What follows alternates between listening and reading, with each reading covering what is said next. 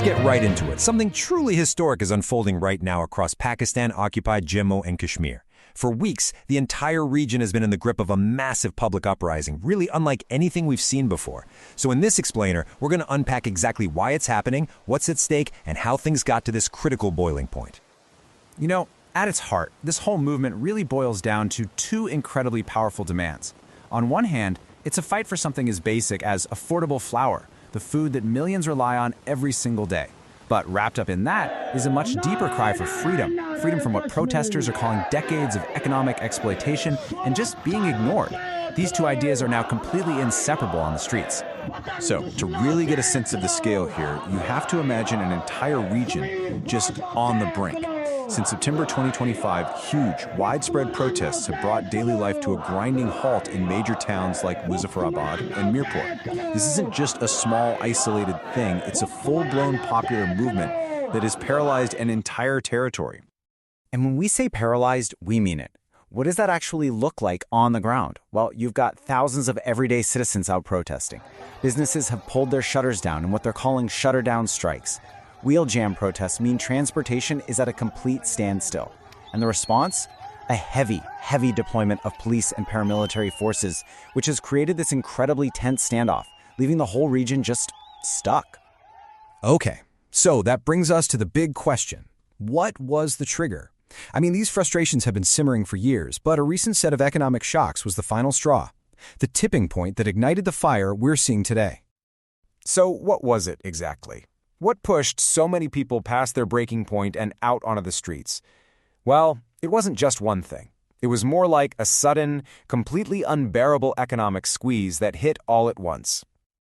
And this is the number that just lit the match. A staggering price hike of over 60% for wheat flour. We're not talking about a luxury good here. This is the absolute basic food that families depend on to survive. When the cost of your daily bread suddenly becomes impossible to afford, you've got the recipe for a rebellion. But the flour price was just one piece of a perfect storm. It was piled on top of skyrocketing electricity bills, the government pulling away critical subsidies, and just a general cost of living that was already crushing ordinary people. And all of this is layered over what residents feel are decades of systemic neglect of their most basic needs. But to really, truly understand the depth of this anger, we have to look way beyond the recent price hikes. This crisis was just the spark that lit a very, very long fuse, a fuse that's been built over decades of what people there call resource exploitation. And this is where you see the central, gut-wrenching paradox of the region. On one hand, it's a land that is incredibly rich in natural resources. It's got massive hydroelectric dams, tons of rivers, valuable minerals. But on the other hand, the reality for the people living there is grim. Chronic power cuts, severe water shortages, environmental damage, and public services that are just desperately underfunded. All that wealth flows out, but the benefits never seem to stay home. Now, this injustice is captured perfectly in what the locals call the electricity paradox. It's wild. The region generates thousands of megawatts of power, mostly for big cities and industries in Pakistan. And yet, the local residents are charged around 30 rupees per unit. That's a rate reported to be 15 times the actual cost of production. Can you imagine? They produce all this power, but they can't even afford to use it themselves. And this feeling of being left behind, you can see it clear as day in healthcare. Just think about this for a second. There's roughly only one hospital for every 150,000 people. That single statistic just paints such a stark picture of the decades of neglect we've been talking about, this dire lack of basic services that has left people feeling completely abandoned.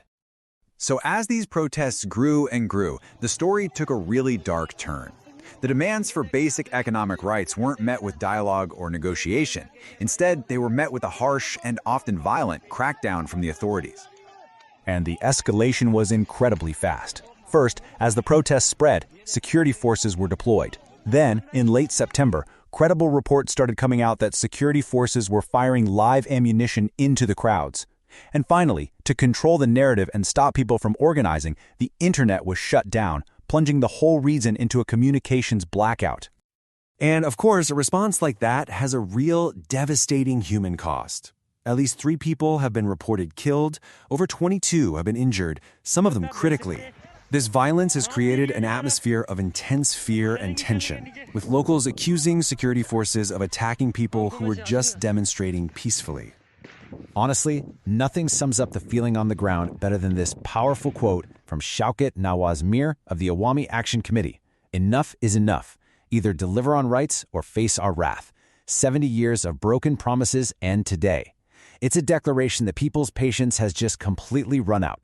This isn't just about prices anymore, it's a final stand against what they see as a lifetime of broken promises. All of this leads to a future that is completely up in the air. The region is at a standstill, the protesters are not backing down, and the government is facing a massive crisis of legitimacy. So the critical question now is, what on earth happens next? You know, when you strip everything else away, the core demand from the streets is for justice. Economic justice, political justice, and justice for the people who have been hurt in these crackdowns. But with everything locked in this tense stalemate, you have to wonder, will that justice ever actually be delivered?